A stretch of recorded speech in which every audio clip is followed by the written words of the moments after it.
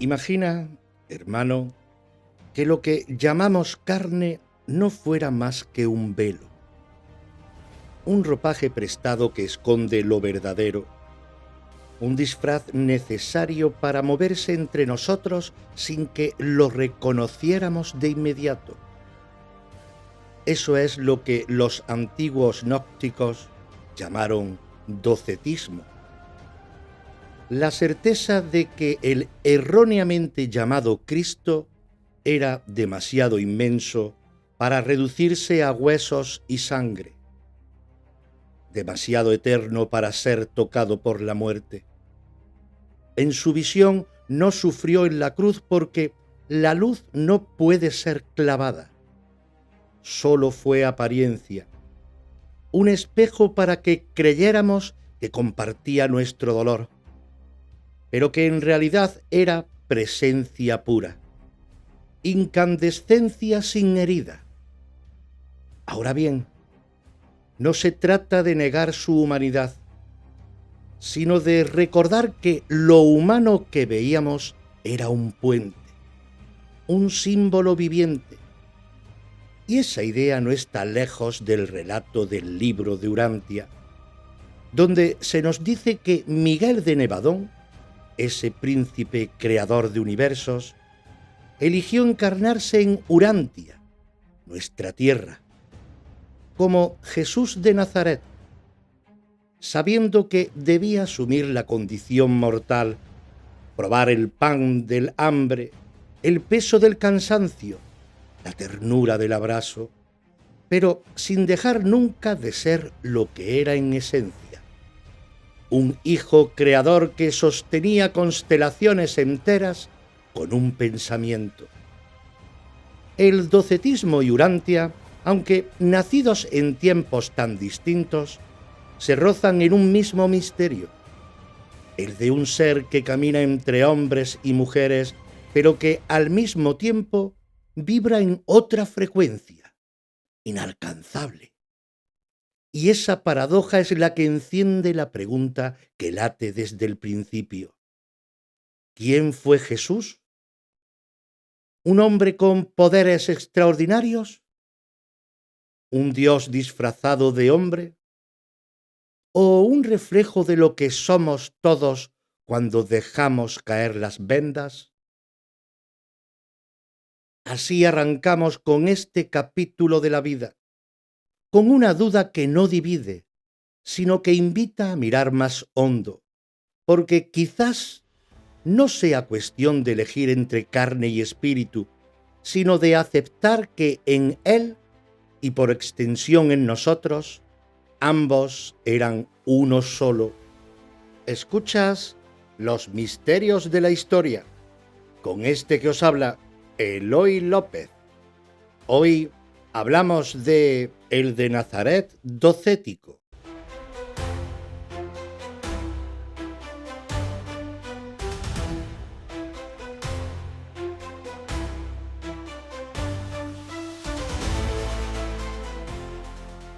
Cuando los primeros cristianos comenzaron a discutir quién había sido realmente Jesús, no todos lo entendieron del mismo modo.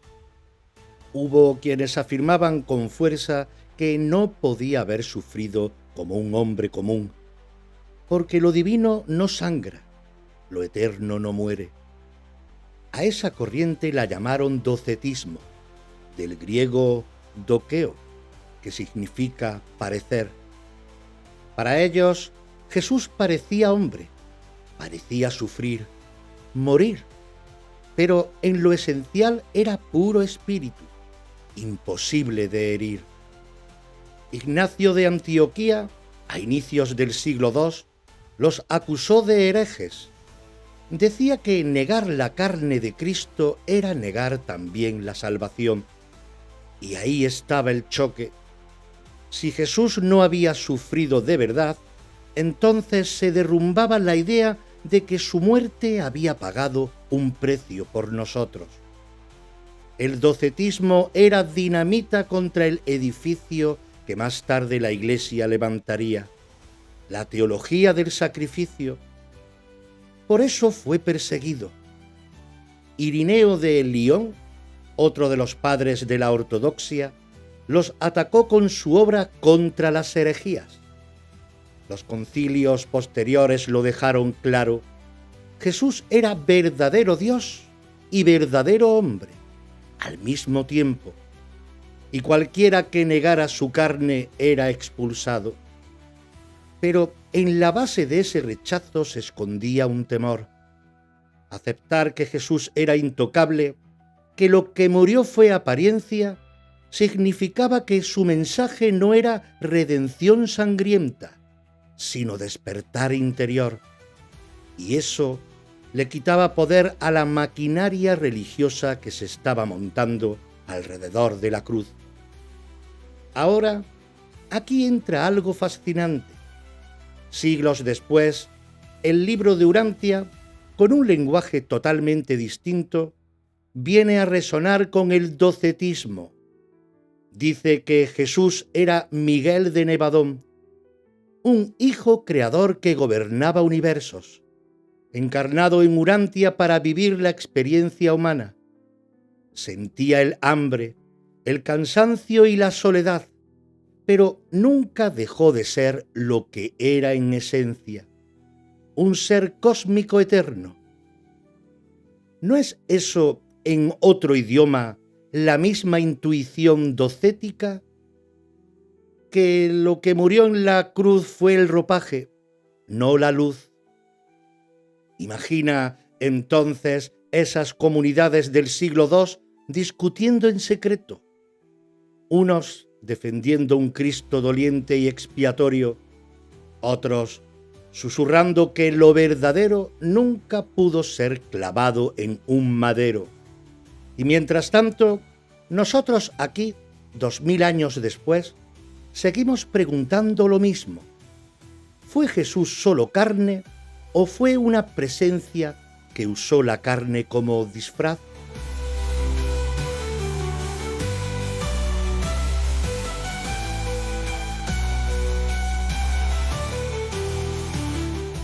En Mateo 17, del 1 al 9, Marcos 9, del 2 al 10 y Lucas 9, del 28 al 36, la transfiguración es un hecho contrastado. El Evangelio de Juan no la relata de forma explícita, aunque muchos ven un eco de esa experiencia en su insistencia en la gloria y la luz de Jesús. Este es el relato. Subieron al monte buscando oración y silencio, pero lo que ocurrió allí desbordó todo lo que un ojo humano podía soportar. Pedro, Santiago y Juan creían seguir al Maestro de Nazaret, al hombre que caminaba con ellos bajo el polvo de Galilea, y de pronto lo vieron transformarse, o mejor dicho, revelar lo que siempre había sido: un cuerpo de luz, un rostro que brillaba como el sol, vestiduras que no podían compararse con ningún lino humano, y junto a él las figuras de Moisés y Elías como testigos de un secreto que venía desde antiguo.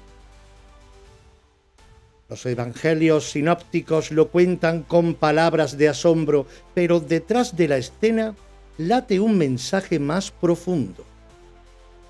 Jesús no se volvió luminoso en ese instante, simplemente dejó que sus discípulos lo vieran como era en realidad. Los gnósticos lo entendieron así. La transfiguración no fue un milagro exterior, sino el descorrer de un velo, la certeza de que el Cristo nunca estuvo limitado por la materia. En los Hechos de Juan se narra algo similar: un Cristo que se presenta como luz pura, imposible de herir, y que sonríe ante el espectáculo de la cruz como si la madera y los clavos fueran un teatro montado por los hombres.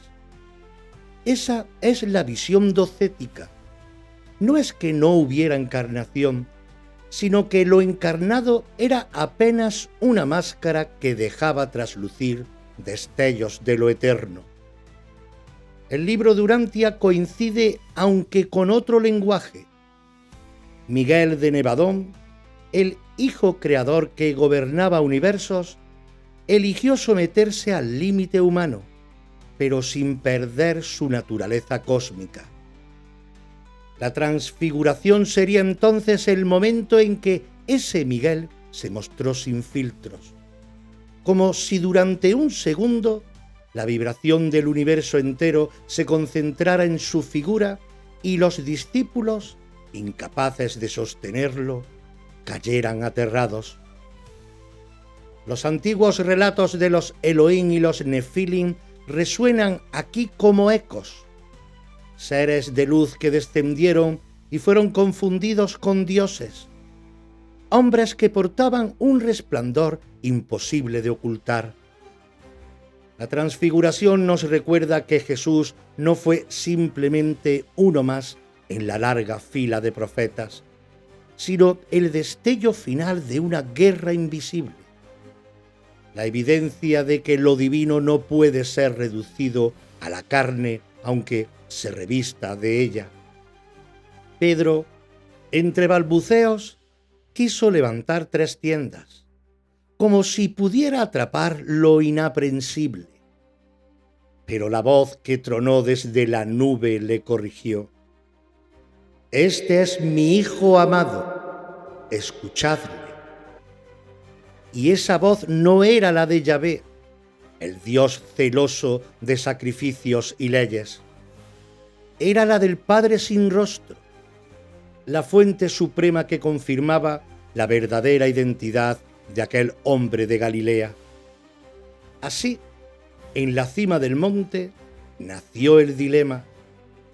¿Estaban siguiendo a un carpintero ungido o al mismo Verbo encarnado? ¿Un maestro humano o la encarnación de un creador de mundos? La transfiguración no resolvió la pregunta, la encendió aún más.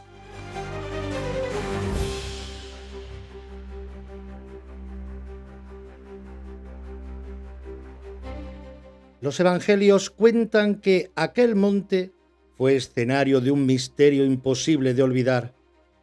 La tradición posterior lo identificó como el Monte Tabor, una colina de casi 600 metros en Galilea que dominaba el valle de Jezreel.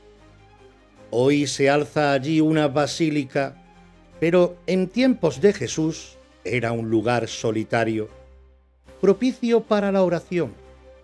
Allí subió con Pedro, Santiago y Juan, y allí se reveló su cuerpo de luz. El detalle de que aparezcan Moisés y Elías no es casual.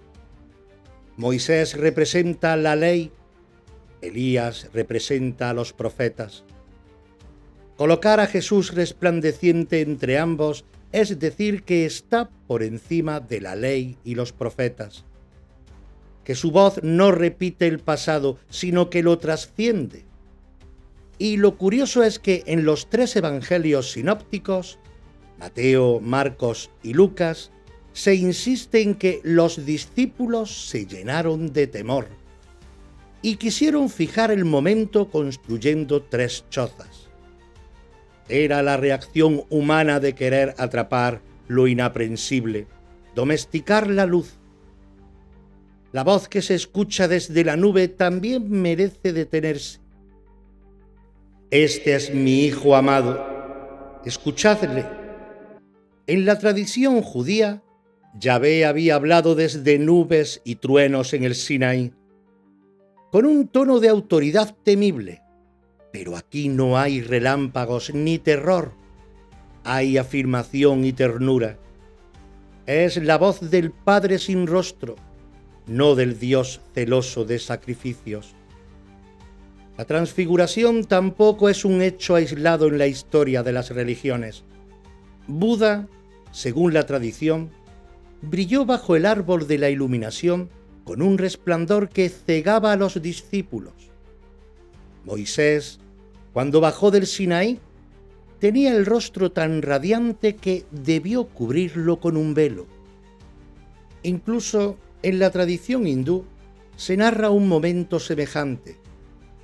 En la Bhagavad Gita, Krishna se revela ante Arjuna en toda su forma universal, un cuerpo deslumbrante que abarca el cielo y la tierra, imposible de sostener con los ojos humanos.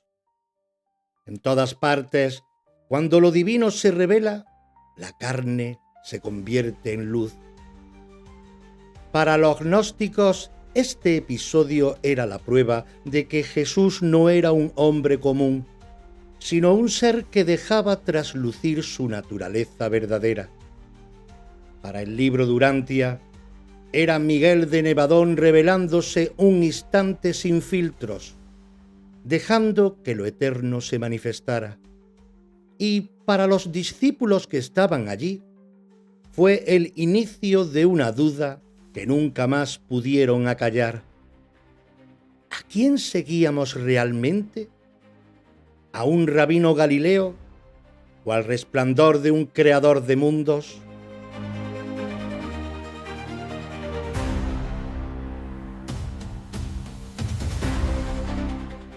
El relato de los discípulos de Emaús está en el Evangelio de Lucas, capítulo 24. Dos hombres caminan tras la tragedia de la cruz.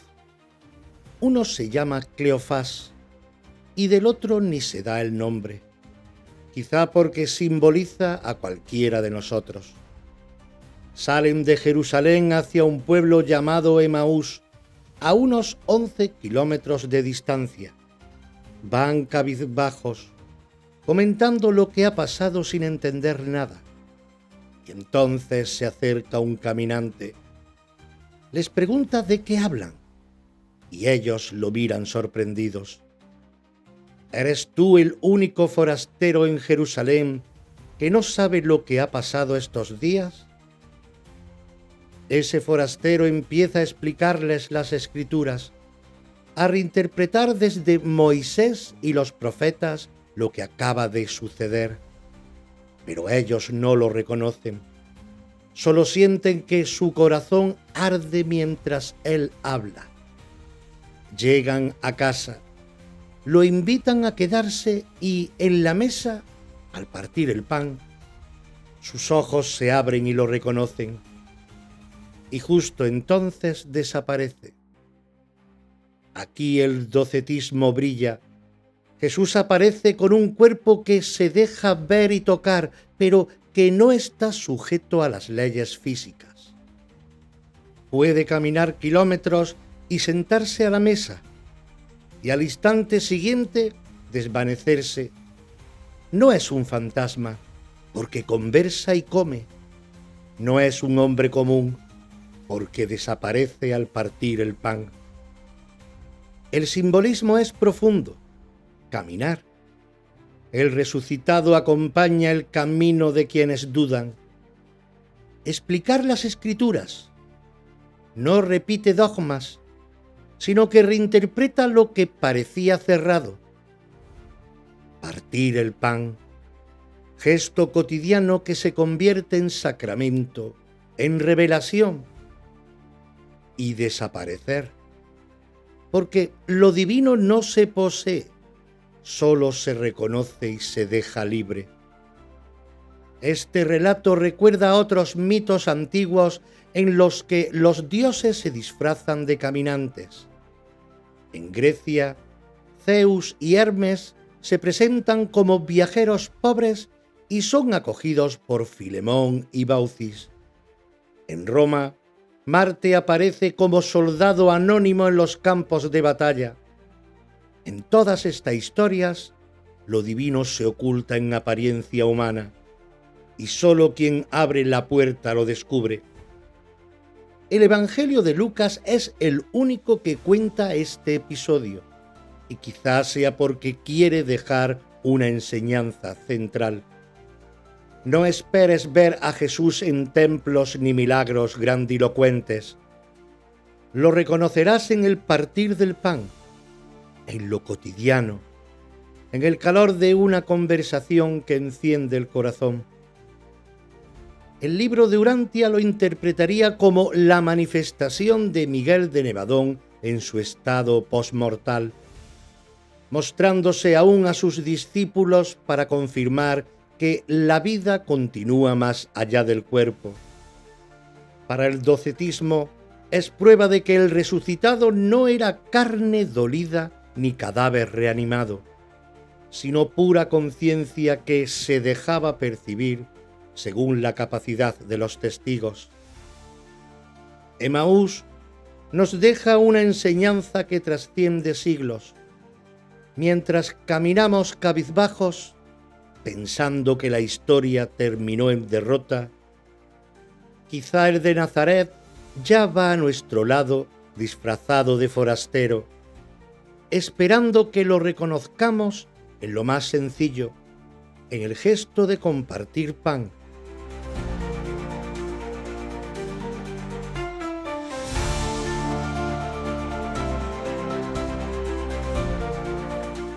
Magdala era una ciudad pesquera a orillas del lago de Galilea. En arameo se llamaba Magdala Nunaya, la torre de los peces. Era un lugar próspero, famoso por la industria del pescado salado y por sus mercados. Allí nació y vivió María, la mujer que pasaría a la historia como María Magdalena, es decir, María de Magdala. Los evangelios canónicos la presentan como discípula cercana a Jesús, liberada por él de 7 demonios, expresión que muchos estudiosos interpretan como una referencia a dolencias físicas o psicológicas más que a posesiones. Fue una de las que lo siguieron hasta el Calvario, cuando la mayoría de los varones huyeron. Y según Marcos, Mateo y Juan, fue testigo del sepulcro vacío y de la primera aparición del resucitado. Sin embargo, a lo largo de la historia, su figura fue distorsionada. En el siglo VI, el Papa Gregorio Magno predicó que María Magdalena era la mujer pecadora que ungió los pies de Jesús y también la adúltera a la que iban a apedrear. Con esa fusión interesada, la convirtió en prostituta arrepentida, borrando su papel de discípula y maestra. Durante siglos, la Iglesia difundió esa imagen de pecadora convertida, hasta que recién en 1969 el Vaticano reconoció oficialmente que no había base bíblica para tal confusión. Los textos gnósticos pintan un cuadro muy distinto.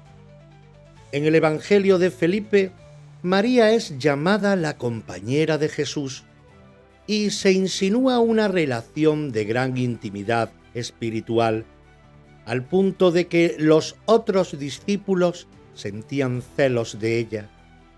En el Evangelio de María, hallado en el siglo XIX, se narra cómo, tras la muerte del Maestro, los discípulos caen en miedo y confusión, y es María quien los anima y le transmite visiones y enseñanzas que Jesús le había confiado. Pedro se indigna. ¿Es que vamos a escuchar a una mujer y nada menos que a ella?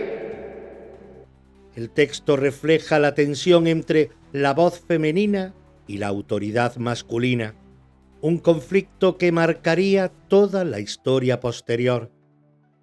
Aquí el docetismo encaja con fuerza. María no necesita ver clavos ni heridas para reconocer al resucitado. En el Evangelio de Juan, basta con que escuche su voz llamándola por su nombre: María. Y ella responde: Rabunni. Ese reconocimiento no es sensorial, es interior. Ella no pide pruebas físicas, lo reconoce desde dentro.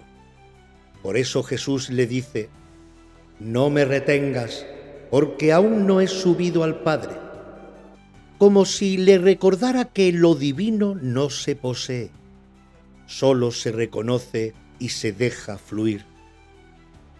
Desde el prisma del libro de Urantia, María fue la primera en captar la nueva vibración de Miguel de Nevadón tras la resurrección. Mientras los otros dudaban o corrían, ella se convirtió en la primera mensajera del de Nazaret cósmico. Desde el prisma gnóstico, fue la discípula que entendió mejor que nadie la esencia del Maestro, que el verdadero de Nazaret no se toca en la carne, sino que se reconoce en el espíritu. Magdala, la torre de los peces, quedó como un símbolo, un puerto donde se pescaban cuerpos, pero donde una mujer se convirtió en pescadora de almas. Silenciada por siglos, María Magdalena representa el rostro femenino del docetismo, la que ve al de Nazaret más allá de la materia y la que transmite un mensaje que el poder patriarcal intentó callar.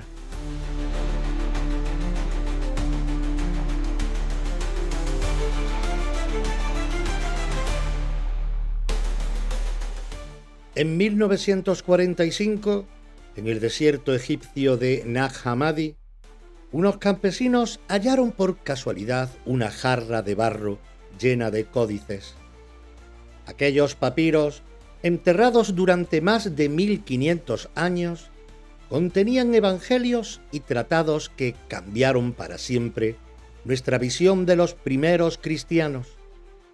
Entre ellos estaba el Evangelio de Tomás, el Evangelio de Felipe, los Hechos de Juan y la Pistis Sophia, textos que muestran a un Jesús muy distinto del oficial, un Jesús que no se define por el dolor físico ni por la cruz, sino por el conocimiento interior y la luz indestructible.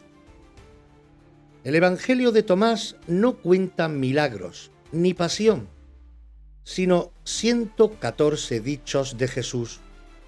Muchos recuerdan a los canónicos, pero otros son radicales. El reino está dentro de ti y fuera de ti.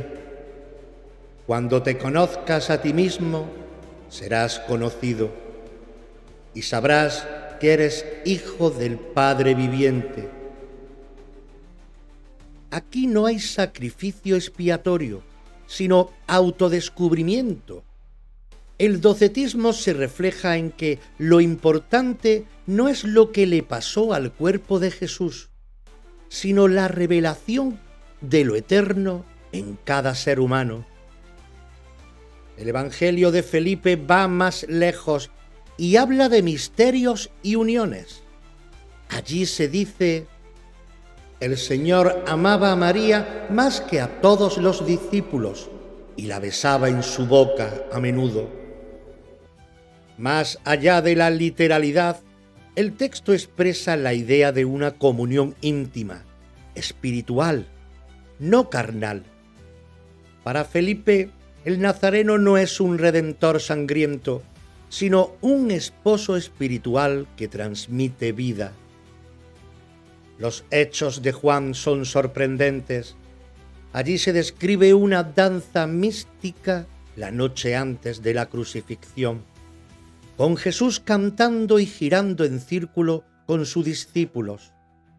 Y cuando llega la hora de la cruz, Juan dice que lo vio de pie, resplandeciente, mientras en el madero solo había una figura aparente.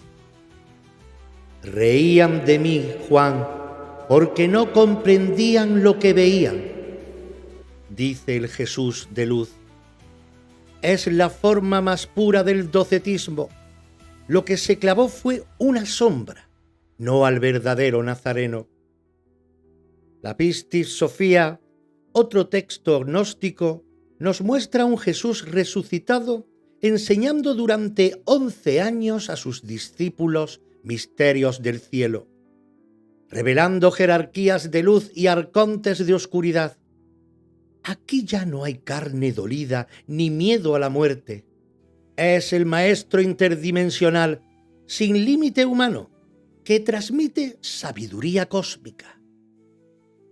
Y está también el Evangelio de Judas, descubierto en Egipto en los años 70 y publicado en 2006. En él, Judas no es traidor, sino colaborador íntimo. Jesús le revela que debe entregarlo para liberar su espíritu del cuerpo. Judas cumple y por eso es el único que comprende realmente al Maestro. Para la ortodoxia esto era inadmisible. Para los gnósticos era coherente. El de Nazaret no podía ser apresado ni destruido, solo liberado del disfraz humano. Todos estos textos fueron condenados y ocultados porque socavaban la base de la religión que se estaba construyendo. Una iglesia que necesitaba un sacrificio sangriento, un cuerpo real que muriera para justificar sus dogmas. Pero los gnósticos ofrecían otra visión. Lo divino no puede morir. La cruz fue teatro para ojos humanos. El verdadero Jesús nunca estuvo allí. Ese es el corazón del docetismo. No niega a Jesús, sino que lo eleva. Su misión no fue morir por nosotros, sino mostrarnos que somos eternos, que la chispa interior no puede ser crucificada.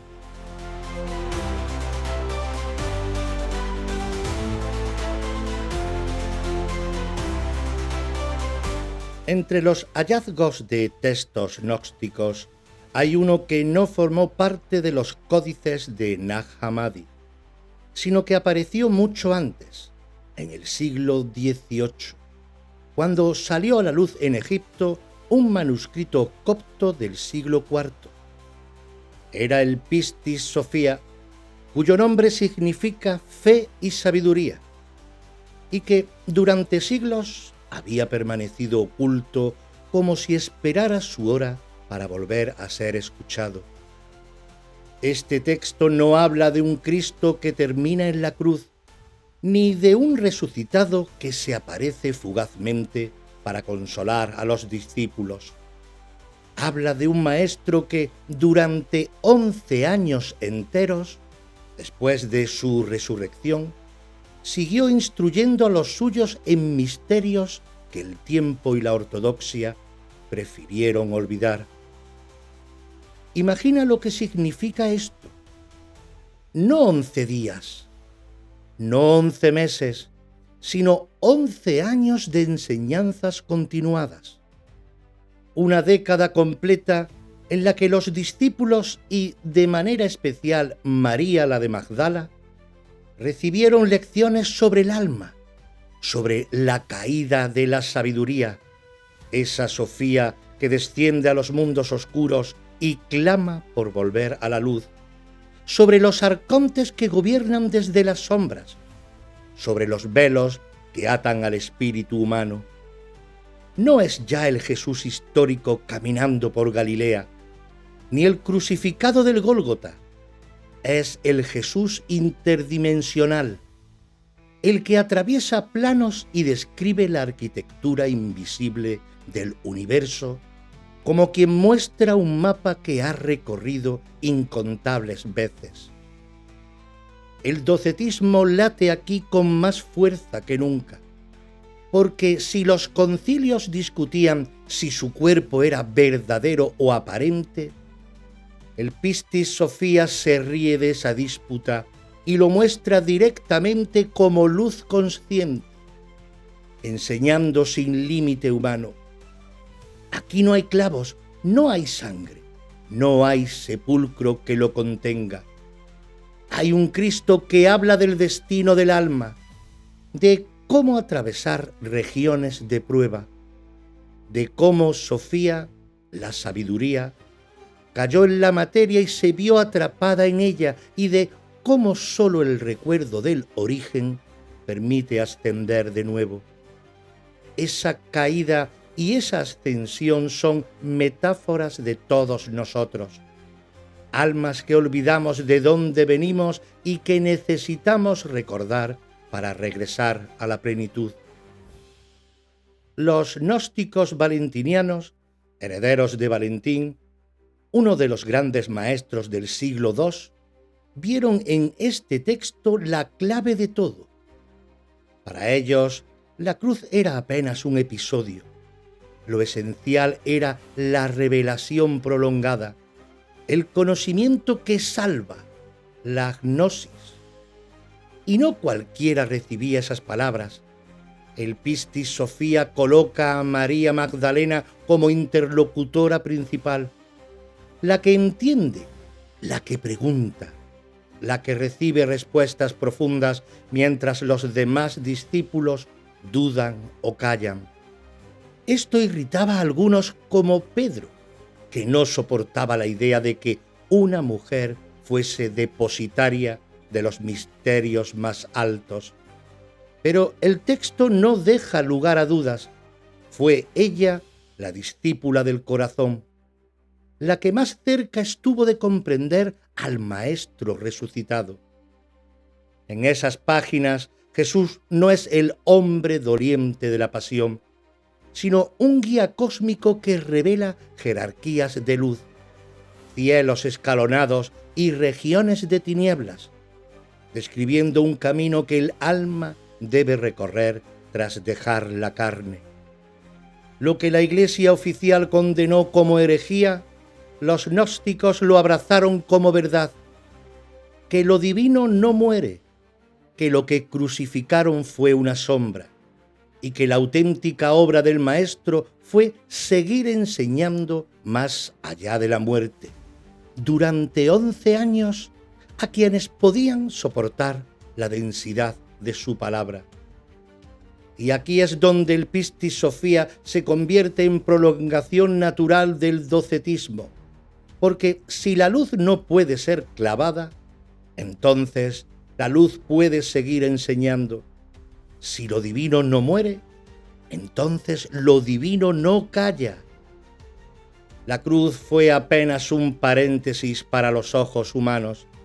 La verdadera historia continuó después, lejos del alcance de los emperadores y de los concilios. Y esa historia nos habla de un maestro que no vino a fundar una religión ni a exigir sacrificios, sino a devolvernos el mapa del alma. Cuando se lee el Pistis Sophia con calma, uno percibe que no es un tratado frío ni un catecismo, es más bien un diálogo vivo, casi un diario de clase donde los discípulos preguntan y el maestro responde. Allí se explica cómo Sofía, símbolo de la sabiduría divina, cae atrapada en la materia, se contamina con el error y clama al Padre para ser rescatada.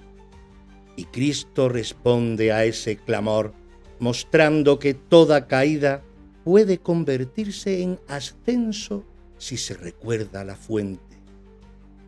No es difícil ver en esa Sofía a la humanidad entera, perdida en sus sombras, pero destinada a volver a la luz. En estos 11 años de enseñanzas, el Cristo del Pistis Sophia no ofrece dogmas, ofrece caminos. No amenaza con castigos, revela senderos de liberación, y en cada página late la misma intuición que los docetas defendieron a riesgo de sus vidas, que la muerte en la cruz no fue el final, que lo esencial nunca pudo ser destruido. El Maestro resucitado no necesitaba ya demostrar cicatrices ni heridas. Necesitaba encender la chispa interior de quienes lo escuchaban. Por eso, al cerrar este capítulo, no podemos olvidar que, junto a los textos gnósticos rescatados del olvido, hay uno que no hablaba del dolor pasado, sino del futuro eterno. 11 años de palabra viva, 11 años de luz transmitida, 11 años de docencia cósmica. Y si la historia oficial lo ocultó, es porque su mensaje era demasiado peligroso para una iglesia que quería fijar dogmas y controlar conciencias. El Pistis Sophia nos recuerda que la revelación no terminó en el Calvario, sino que siguió latiendo en las voces de quienes lo escucharon después. Nos recuerda que la sabiduría puede caer, pero también puede volver.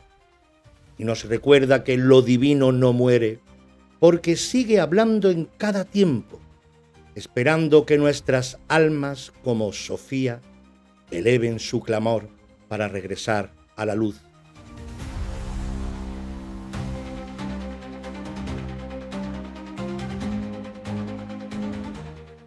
En el Pistis Sophia hay un relato que parece extraño a primera vista, pero que en realidad es un espejo de lo que somos.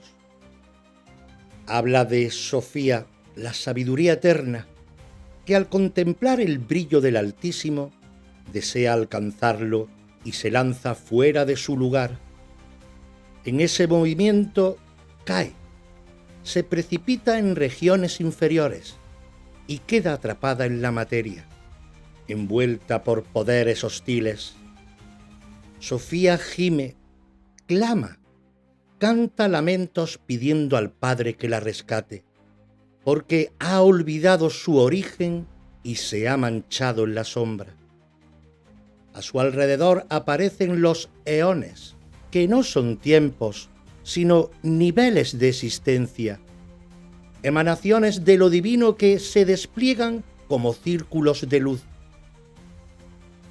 Entre ellos se alzan los arcontes, potestades que gobiernan desde la ignorancia, manteniendo a Sofía cautiva, como cadenas invisibles que atan el alma. Cada clamor suyo, cada himno de súplica es un recordatorio de que la chispa nunca se apaga del todo, aunque esté hundida en barro.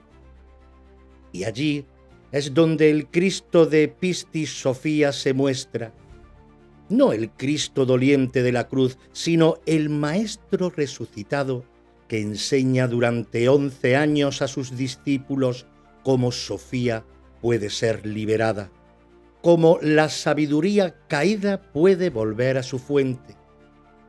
Les habla de jerarquías de luz, de portales que cruzar, de pruebas que superar, de una ascensión que no es automática, sino un proceso de recuerdo y purificación.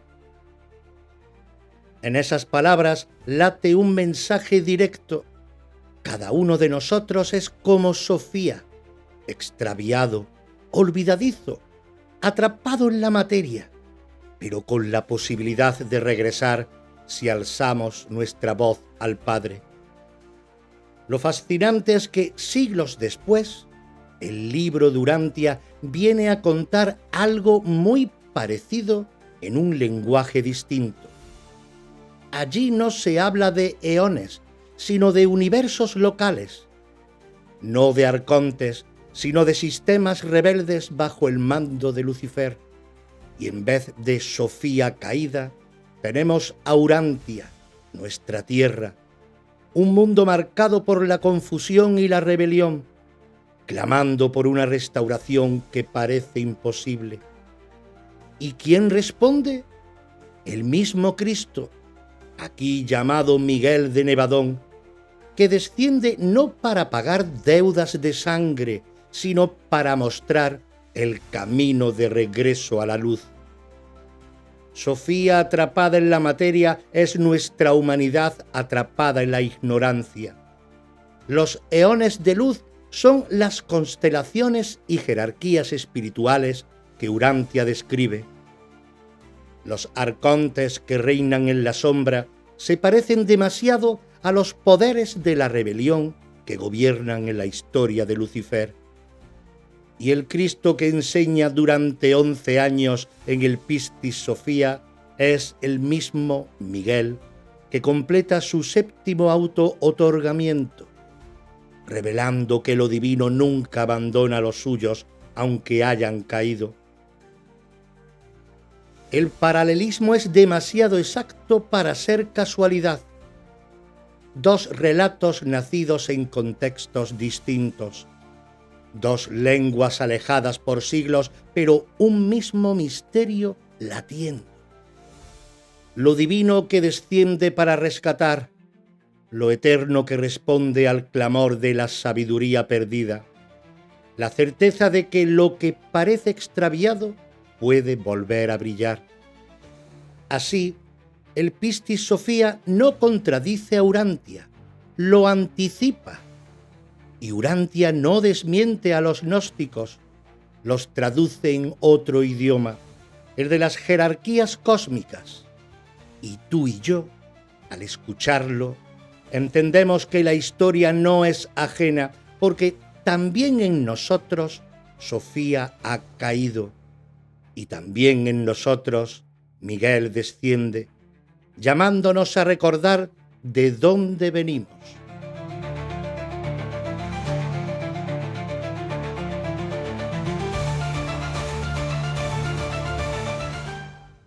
El libro de Urantia propone una narrativa que, aunque moderna, parece resonar con la intuición docética de los primeros siglos.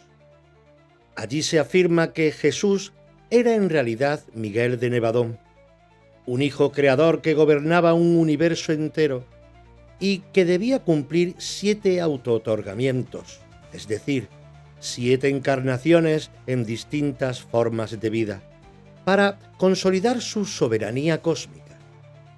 6 de esas experiencias habían sido en otros planos, encarnando en distintos órdenes de criaturas.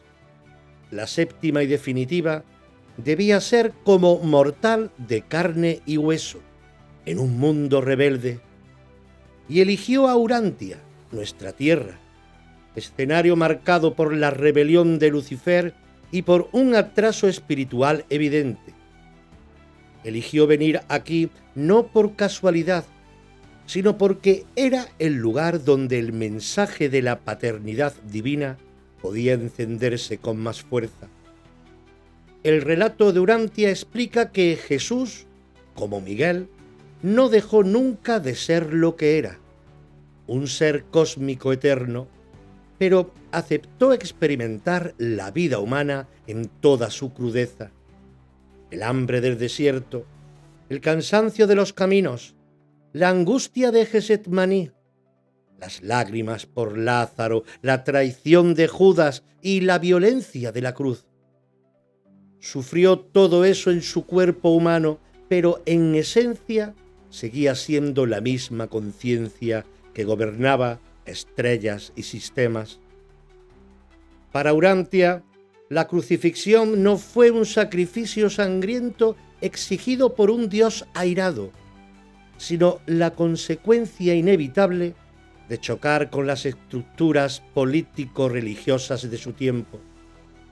Murió porque proclamaba un padre que no era Yahvé, un reino que no se fundaba en templos y una libertad interior que hacía inútiles los sacrificios. Fue condenado porque su mensaje desnudaba imposturas. Y la resurrección, en este marco, no fue la vuelta a la vida de un cadáver, sino la confirmación de que la chispa divina no puede ser destruida. El cuerpo humano quedó atrás, pero Miguel se manifestó como espíritu triunfante. El docetismo decía: lo que murió en la cruz fue apariencia. Urantia dice: lo que murió fue la vestidura mortal, no el Hijo Creador. El concepto de los 7 autootorgamientos es clave. En cada uno, Miguel bajó un peldaño, probando otras formas de vida hasta llegar a la nuestra. En Jesús completó el ciclo y alcanzó la plenitud de su soberanía universal. Eso significa que en Nazaret no solo caminaba un hombre excepcional, sino un ser que había vivido en muchos planos y que ahora estaba cerrando un proceso cósmico. Esta visión amplía lo que los gnósticos intuyeron. Ellos dijeron: Cristo no sufrió de verdad, era luz. Urantia dice: sufrió como hombre, pero nunca dejó de ser lo que era en esencia. Dos formas distintas de afirmar lo mismo. Lo divino no se reduce a la carne. Y aquí aparece la clave que te toca. Si Miguel pudo encarnarse y vivir lo humano sin perder lo divino, también nosotros podemos recordar que en nuestro interior hay algo intocable. La cruz se convierte en un símbolo no de deuda pagada, sino de la chispa eterna que ni la violencia ni la muerte pueden apagar.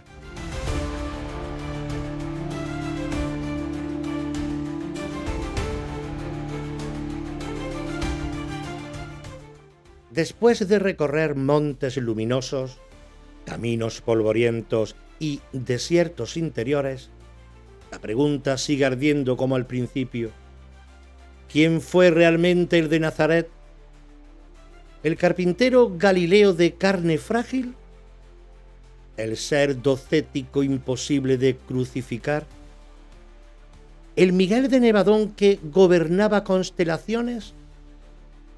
¿O el espejo de lo que nosotros mismos somos y hemos olvidado? El docetismo lo gritó con palabras sencillas: lo divino no muere.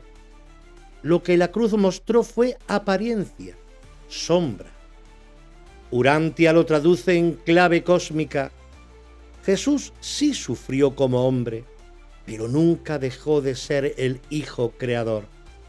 Y la historia oficial lo encadenó en dogmas, en sacrificios sangrientos y en concilios que intentaron fijar su naturaleza en fórmulas. Pero ninguna de esas versiones puede contenerlo del todo, porque lo que late en cada relato es lo mismo.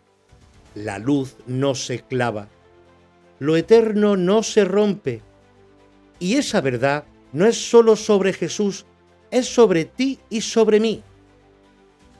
La chispa que ardía en él, ese fuego que lo hizo aparecer y desaparecer en Emaús, brillar en el Tabor y ser reconocido por María sin pruebas externas, esa chispa está también en nosotros. Es lo que en nosotros no puede ser crucificado, aunque la vida nos atraviese con clavos de dolor, de miedo o de pérdida. El de Nazaret docético no es un concepto teológico, es una invitación, una llamada a recordar que lo que somos no es la carne que envejece ni la mente que duda, sino la parte intocable que nunca nació y nunca morirá. Lo mismo que Miguel de Nevadón encarnó para mostrar en carne humana que lo divino y lo humano no son contrarios, sino dos caras de una misma llama, el Jesús docético no niega al Jesús histórico, lo expande. Nos enseña que lo que vieron sus contemporáneos fue apenas una parte, un reflejo accesible para ojos humanos, mientras lo verdadero vibraba más allá. Y esa es la revelación final. Lo mismo ocurre con nosotros. Somos carne, hueso, cansancio y lágrimas, pero debajo late una chispa que nunca ha sido herida, ni podrá serlo. Una chispa que, como él, camina disfrazada en este mundo, esperando el momento de revelarse. Por eso, cuando escuches el nombre de Jesús, no lo veas solo en la cruz ni en los altares. Míralo como ese caminante que se sienta a tu mesa, como esa voz que pronuncia tu nombre cuando lloras, como ese destello que de pronto te hace sentir que no estás solo. Y recuerda que lo que no pudo ser crucificado en él, tampoco puede ser crucificado en ti. Ese es el misterio del Jesús docético. no vino a morir por nosotros, vino a mostrarnos que ya éramos eternos.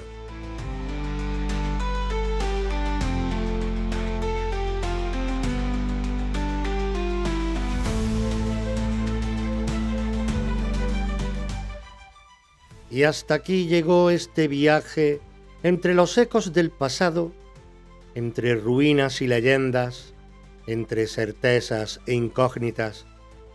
Pero a veces, entre las grietas de la historia, se asoma algo más, algo que no se mide con fechas ni se archiva en documentos, algo que no solo sucedió, sino que nos está sucediendo por dentro. Si alguna vez te has preguntado qué hay detrás de los hechos, si has sentido que hay un alma que también camina la historia contigo, te espero en Reflejos del Alma, aquí, en esta misma sintonía y en esta misma plataforma, porque a veces el mayor misterio no está en lo que pasó, sino que está en lo que somos.